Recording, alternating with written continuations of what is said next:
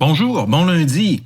Pendant les prochaines minutes, je vais vous guider à travers le laboratoire champ magnétique terrestre. Je vous suggère d'écouter aussi la capsule vidéo portant sur le chapitre 8, où est-ce qu'on explique toutes les notions théoriques sur le champ magnétique. Ce sont des notions qui sont importantes et nécessaires pour bien comprendre le laboratoire. D'une façon ou d'une autre, c'est la matière de cette semaine et vous êtes supposé faire le laboratoire en parallèle avec la matière du chapitre 8 pour bien comprendre le labo et vous aider à bien comprendre la théorie aussi.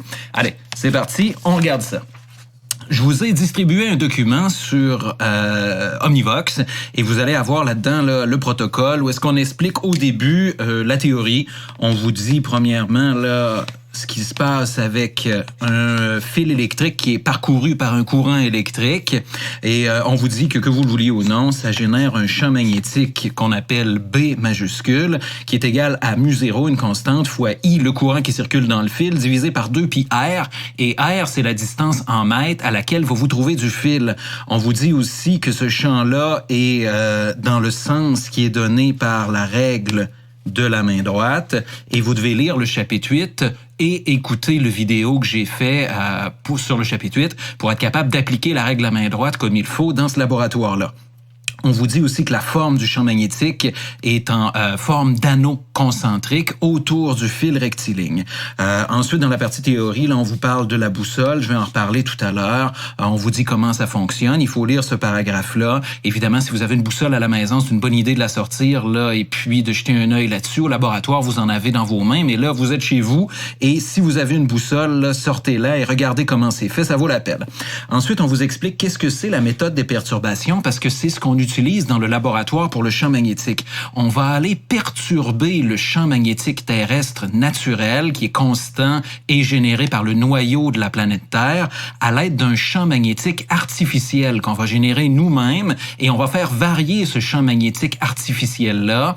Évidemment, on le fera pas varier pour vrai, mais si vous étiez au laboratoire, vous l'auriez fait varier pour vrai et on va perturber le champ magnétique terrestre à l'aide de notre champ artificiel et on va regarder le résultat pour déduire la grandeur du champ magnétique terrestre.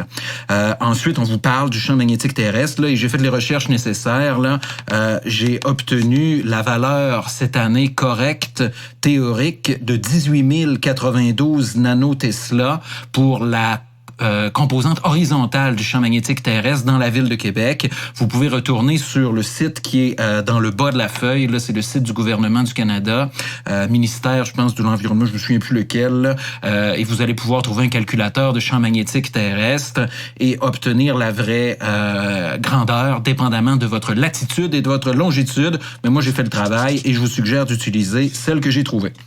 Ensuite, on vous donne les buts du laboratoire. Vous pouvez les lire. Vous n'avez pas de rapport de laboratoire à faire là-dessus. L'autre page, ce sont les manipulations. Évidemment, là, je les ai mis là, mais on les fait pas pour vrai. Donc, ces manips-là, vous considérez qu'elles sont déjà faites et je vous ai placé le tableau des mesures.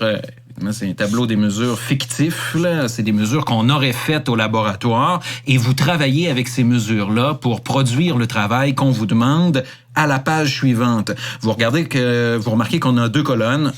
Une colonne avec l'angle de déflexion. On vous donne l'incertitude qui est constante pour tous les angles, c'est plus ou moins 3 degrés, et je vous demande de travailler avec ça. Et on vous donne aussi le courant dans le fil, mesuré par l'ampère-mètre, en ampères. Vous remarquez qu'à un moment donné, je pense qu'on perd de la précision, là, c'est tout à fait normal sur les multimètres au laboratoire, c'est comme ça que ça marche, et j'ai fait la même chose. Vous devez utiliser la même incertitude que vous avez utilisée dans vos rapports de laboratoire pour calculer l'incertitude sur le courant électrique.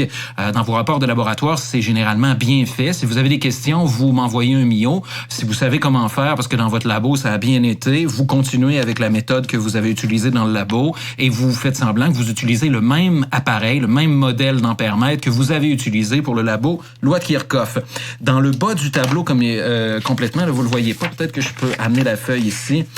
On vous donne aussi les constantes, là, c'est-à-dire R, la distance entre la boussole et le fil avec son incertitude. C'est une grosse incertitude, c'est normal. Cette distance-là est difficile à mesurer là, et au laboratoire, là, ça engendre une grande incertitude là, de 7 mm que j'ai noté là. Et généralement, quand les étudiants le font, c'est à peu près ça aussi. On vous dit aussi qu'il y a 10 fils dans la gaine. Donc, il va falloir multiplier le courant électrique efficace pour générer notre champ magnétique par 10. Parce que nous, on mesure le courant électrique dans un seul fil avec l'ampère-mètre. Mais dans la gaine qui sert à générer le champ magnétique, on a 10 tours de fil pour générer un gros champ magnétique sans avoir besoin d'utiliser une source de tension de courant là, qui est grande au labo. C'est bien pratique. OK, maintenant, voyons comment ça fonctionne. Là, comme vous n'avez pas l'expérience devant vous, vous voyez pas le montage, j'ai pris la peine de faire un schéma. Évidemment, il faut lire les manipulations là, pour comprendre comment ça marche, mais j'ai essayé de représenter du mieux que j'ai pu là, les éléments importants du montage pour que vous puissiez comprendre et bien traiter les données qu'on vous donne. Premièrement, il y a une source de tension qui est ici. Le voltage epsilon 0, on s'en sert pas. Vous n'avez pas besoin de le connaître. Tout ce qu'on va avoir de besoin, c'est le courant électrique mesuré par l'ampère-mètre qui est en bas ici. Donc, vous faites semblant là que l'ampère-mètre sur son écran, on lit les valeurs qui sont indiquées dans la colonne courant électrique et j'ai appelé ce courant-là I0. Vous gardez en tête que si on suit le chemin du courant, là, il y a en fait 10 fils dans la gaine rectiligne qui est ici et vous devrez multiplier par n égale 10 le courant électrique qui est dans la colonne du tableau brouillon que je vous fournis pour faire vos calculs. Donc, le I qui entre dans le calcul du champ magnétique B0, c'est en fait 10 fois le I, le courant électrique mesuré par l'ampère-mètre, les données qu'on vous donne. Ensuite, ce qui se passe, c'est qu'on fait circuler le courant électrique dans une gaine rectiligne, dans un fil rectiligne, et il va y avoir un champ magnétique artificiel, B0, proportionnel au courant électrique I0 qui circule dans le fil, qui va être généré. Ce champ magnétique-là va être variable. Plus le courant I0 est grand, plus B0 est grand. Le symbole qui est ici, un cercle avec une croix à l'intérieur, ça veut dire qu'au point où j'ai dessiné ce symbole-là, le champ magnétique, entre à l'intérieur de la feuille. La boussole qui est dessinée, tant bien que mal, là, ici, va mesurer non seulement la direction de B0, mais la direction de B terrestre. Le symbole qui est ici, là, c'est un cercle avec un plus à l'intérieur. Ça représente la planète Terre. En rouge, c'est le champ magnétique naturel, constant, produit par la planète. Notre but aujourd'hui, là, c'est de déterminer ça. Et pour le déterminer, on génère B0 à l'aide de notre fil et la boussole va mesurer l'addition des deux champs magnétiques ou, si vous préférez, la superposition vectorielle de B terrestre en rouge et de B0 en bleu. La boussole, elle, ne fait pas de différence entre le champ magnétique artificiel et le champ magnétique naturel. Elle mesure le champ magnétique total dans l'endroit où elle est placée dans l'espace. Et notre plan de match, là, c'est de produire des B0 différents pour plusieurs points. Et comme B terrestre est toujours constant, d'aller mesurer l'angle de déflexion de la boussole. Pour faire ça, il faut se placer physiquement au-dessus du montage et je demande aux étudiants littéralement là, de monter sur les tables du laboratoire là, et d'aller se placer pour éviter les effets de parallaxe complètement au-dessus de la boussole et de lire le nombre de degrés que l'aiguille de la boussole va se déplacer. La référence, là, c'est le 0 degré et pour que le montage et que l'expérience marche bien, on prend la peine au début d'aligner la gaine avec le champ magnétique terrestre. Donc, il faut là que le champ magnétique terrestre soit dans la même direction que le fil. Et ça, c'est important. Vous allez comprendre pourquoi sur le prochain dessin. Votre boussole là, va mesurer elle, le champ magnétique total et vous devez vous assurer que B0, je vais prendre mon crayon rouge, là, que le B terrestre est aligné avec le 0 degré et que le champ magnétique que vous allez produire, B0, est à 90 degrés. Vous n'avez pas à faire ça là, parce que vous n'avez pas le montage, mais si vous aviez à faire le montage, là, c'est la partie importante qui sert aussi dans l'analyse. Il faut garder en tête qu'à 0 degré, c'est B terrestre et qu'à 90 degrés, c'est notre B0. Au début, notre B0 vaut presque rien. Donc, l'aiguille de la boussole va être alignée avec le 0 degré ici et on va mesurer un angle θ de 0 degré. Au fur et à mesure qu'on va faire augmenter B0, on va avoir une composante perpendiculaire à B terrestre qui va apparaître tranquillement et notre champ magnétique total avec lequel l'aiguille de la boussole s'aligne va se déplacer, on appelle ça une déflexion, tranquillement jusque vers 90 degrés et on va mesurer des angles θ de plus en plus grands au fur et à mesure que B0 augmente. Vous gardez en tête qu'en rouge, B terrestre, lui, reste constant tout le temps, il change jamais, il est produit par le noyau de la Terre et c'est quelque chose dont la grandeur bouge pas. Pour réussir le laboratoire et comprendre l'analyse, je montre toujours aux étudiants sur le tableau ce diagramme-là. C'est le diagramme, de mon point de vue, le plus important pour l'analyse des résultats parce que vous avez quelque chose à faire par vous-même. Vous avez une stratégie expérimentale, une stratégie analytique, en fait, là, à établir et à élaborer par vous-même. Je vous dis pas quoi faire. Vous devez le faire vous-même. Vous devez réfléchir et trouver une solution. Pour réfléchir et trouver la solution, vous avez besoin de regarder ce dessin-là. Je vous explique ce que c'est. Vous pouvez imaginer que c'est un plan cartésien qui est tracé avec l'origine au centre, au pivot de l'aiguille de la boussole. Vous avez en rouge le champ magnétique terrestre et vous avez en bleu le vecteur B0 correspondant au champ magnétique artificiel qu'on a généré nous-mêmes. Et vous avez en noir la somme vectorielle B total des deux champs magnétiques rouge et bleu, B terrestre et B0. Nous, la grandeur de B total, on n'en a rien à cirer. Pour l'expérience, c'est pas important. Le but du laboratoire, c'est de déterminer la grandeur de B terrestre en rouge. C'est le côté qui est adjacent, à l'angle θ de la boussole qu'on mesure. Et on connaît le côté B0, la longueur du vecteur bleu. On peut la calculer avec l'équation qui est sur la première page du protocole et à l'aide des courants électriques I0 qu'on a mesurés. L'angle θ, on l'a mesuré aussi. En fait, on a fait semblant de le mesurer cette session-ci et vous l'avez.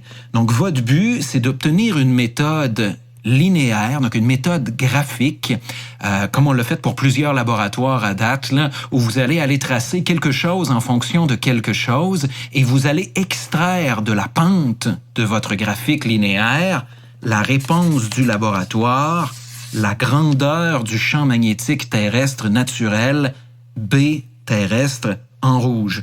Donc, ça vous prend une méthode et c'est bien indiqué là dans le travail à remettre sur la 3e page du protocole. Graphique linéaire. Si vous avez la mauvaise idée là, d'essayer de me tracer B terrestre en fonction de I ou je sais pas quoi, là, vous allez obtenir des valeurs comme ça qui sont toutes autour d'une moyenne, oubliez le projet, là. Ça, c'est mal et vous vous disqualifiez d'avance pour avoir des points pour ce rapport de laboratoire-là. Il faut pas faire ça. Je vais vous montrer quoi faire et ça, là, faut pas faire ça. Si vous avez l'intention de calculer une moyenne, là, oubliez ça. Vous vous sabotez. Vous allez avoir tout près de 0 ou de 2 sur 10, dépendamment de la qualité du travail que vous faites. Vous voulez pas faire ça. Voyons ce qu'on vous dit. Stratégie analytique. Comment avez-vous fait pour atteindre les buts du laboratoire? Vous devez me pondre un paragraphe, là. Vous devez écrire un court texte, pas un rapport au complet, seulement la partie stratégie analytique. Je sais que d'habitude, c'est stratégie expérimentale, mais là, l'expérience, il n'y en a pas. Donc, vous allez faire une stratégie analytique. Vous allez m'expliquer en quelques phrases comment vous avez fait pour atteindre les buts du laboratoire. Les buts du laboratoire, ils sont sur la première page du protocole. Vous pouvez faire une courte phrase ou deux pour chacun des buts et vous répondez à ces buts-là. Il y a un des buts qui est pas mal plus long à répondre que les autres. Je vais vous le montrer. Regardez, il est ici. Les buts sont là. Vérifier qu'un courant électrique, c'est facile. Identifier les quantités, c'est facile. Définir la morphologie. Je vous le dis, c'est quoi la morphologie? Ce sont des anneaux concentriques. Vous faites une phrase avec ça. Par contre, là, attache ta tuque d'étudiant confiné avec de la broche. Le dernier but, là, se servir des propriétés, blablabla, blablabla. pour calculer la composante horizontale du champ magnétique terrestre là, et la comparer avec la valeur théorique, ça, c'est plus sportif. Et là, vous avez besoin de faire des calculs et c'est probablement cette partie-là que vous allez prendre le temps d'expliquer comme il faut dans votre rapport de semblant de rapport de laboratoire. Ensuite, vous dites quelle méthode mathématique vous allez employer pour tracer le fameux graphique linéaire qui nous permet d'obtenir, à l'aide de la pente de ce graphique-là, la valeur du champ magnétique terrestre. Donc, il y a une méthode mathématique que vous devez inventer. Elle n'est pas écrite nulle part, là. Encore là, vous avez carte blanche, là. Vous pouvez payer un étudiant qui a déjà fait mon cours. Vous pouvez appeler votre père qui est ingénieur électrique et y demander. Vous pouvez chercher sur Internet. Vous pouvez vous entraider les uns et les autres. Vous pouvez vous faire un forum, un groupe Messenger. Je sais pas. C'est correct, là. Par contre, vous devez produire un rapport par personne. Un travail par personne, un document, et vous devez me le remettre avec vos propres mots et votre propre explication. Vous voulez vous entraider, c'est correct, mais un document par étudiant. Ensuite, on vous dit, vous devez faire un tableau des résultats. Moi, je vous ai fourni un tableau des mesures brutes. Vous devez faire un tableau des résultats. Vous allez transformer les données que je vous fournis pour qu'ils soient utiles pour votre méthode analytique. Je suppose que vous avez calculé B0 dans une colonne, vous allez calculer je sais pas quoi dans les autres colonnes, vous allez faire des transformations, peut-être multiplier le courant par 10 puisqu'on a 10 fils, vous allez calculer les incertitudes qui sont reliés à toutes ces quantités-là et bonne chance. Vous avez des compétences dans Excel et vous êtes capable de faire ça. Ça prend pas tant de temps quand on sait quoi faire et ça demande du temps et de l'expérimentation quand on sait pas où est-ce qu'on s'en va. Donc, je vous suggère de penser avec votre tête avant de perdre votre temps à calculer n'importe quoi. Gardez votre énergie et votre bonne humeur, là. Graphique linéaire, je vous l'ai dit, mais je vous le répète parce que c'est important. Vous devez tracer quelque chose en fonction de quelque chose. Il y a le pourcentage d'écart ici, vous le lirez, là, c'est facile. Le graphique linéaire, là, vous devez arriver avec un truc comme ça. Vous devez avoir un paramètre V. Qu'est-ce que c'est le paramètre V? Je sais pas, moi. Ça peut être peut-être E exponentielle là, à la 10 fois le courant I. Évidemment, c'est pas ça, mais c'est une fonction de quelque chose que je vous ai donné. Peut-être que tu peux tracer ça pour V en fonction de H, le paramètre horizontal, qui serait, je sais pas moi, logarithme en base 10 de l'angle θ. Tiens, fais pas ça, c'est deux conneries, là, ça va pas te donner un graphique linéaire. Là, il faut réfléchir et linéariser les équations qu'on a, regarder les dessins que j'ai fournis et penser à une méthode qui nous permettrait d'obtenir un graphique dont la pente contient le champ magnétique ou, encore mieux, si tu es un ninja Jedi de la physique et de la linéarisation, fais-moi donc quelque chose. V est égal au fameux B terrestre qu'on cherche, fois le paramètre horizontal, plus une ordonnée à l'origine qui vaut probablement 0 ou quelque chose qui est pas tant important ou quelque chose qui est négligeable, et trouve la réponse du laboratoire, B terrestre, en traçant quelque chose en fonction de quelque chose, et ta pente, faut que ce soit ton champ magnétique terrestre expérimental. Et une fois que tu l'as, tu le compares avec le champ magnétique terrestre théorique et tu me donnes le pourcentage d'écart. Sur ton graphique, il faut qu'on voit les barres d'erreur, grandes ou petites pour chacun des points, et tu dois donner l'équation correcte de la droite de régression linéaire en utilisant droite règle pour avoir les incertitudes. Vous êtes habitué à faire ça et ça ne devrait pas poser de problème important. Donc, le travail que vous me remettez, là, ça devrait être un court document qui contient quelques paragraphes pour la stratégie analytique. Là, mets ton nom au début du document, fais semblant, mets une page titre, là, fais semblant que c'est un rapport de laboratoire, même si c'est plus court, doit contenir un tableau des résultats présenté comme il faut, avec un titre, chaque colonne, son incertitude, et un graphique linéaire avec quelque chose en fonction de quelque chose, dans lequel l'équation de la régression nous donne la réponse du laboratoire et finalement un pourcentage d'écart par rapport à la valeur théorique. Moi, je l'ai déjà fait sur Excel. Tout fonctionne. J'ai vérifié que les données étaient correctes. ça marche nickel, et vous devriez arriver à un pourcentage d'écart là autour de 5% ou de 4 points quelque chose %. Si vous avez 32 000 %, ça marche pas. Si vous avez 800 %, ça marche pas. Tout le monde a les mêmes données là. Donc faites-moi confiance, vous devriez avoir entre 4 et 5% d'écart. Dépendamment de votre méthode de calcul, là, vous pourriez arriver à 3%, 6%. Mais si vous arrivez à quelque chose qui est loin de 4 ou 5% d'écart, vous êtes gouré quelque part et ça fonctionne pas. Donc, c'est une bonne façon d'auto-valider votre méthode. Comme d'habitude, vous avez une semaine pour faire ça. Je vais peut-être laisser la boîte de dépôt ouverte un peu plus longtemps. Si vous avez des questions, vous vous entraidez les uns les autres. Le plan de match, là, c'est que moi, je ne vous aide pas, ou en tout cas le moins possible. Et vous faites ça par vous-même. J'ai confiance en vous. Ça devrait bien se passer. Comme d'habitude, je vous dis bon travail, amusez-vous, gardez le moral, même si vous êtes enfermé, et restez wild. Allez, bonne journée.